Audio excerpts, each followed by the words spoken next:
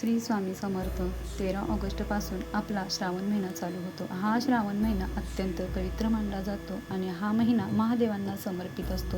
असं म्हणतात की महादेव हे सांब सदाशिव आहेत, ते भोळे आहेत. आपल्या भक्ताच्या साध्या पाण्याच्या अभिषेकने सुद्धा प्रसन्न होतात. म्हणून महादेवाची जमेल तेवढी ह्या श्रावण महिन्यात सेवा करावी.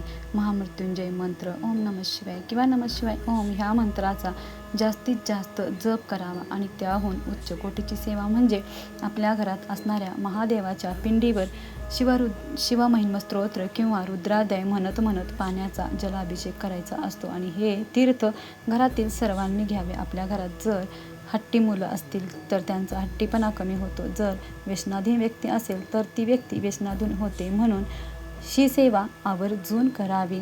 जर चॅनेलवर नवीन असाल तर सबस्क्राईब करा. माहिती आवडली असेल तर एक लाईक जरूर करा. श्री स्वामी समर्थ.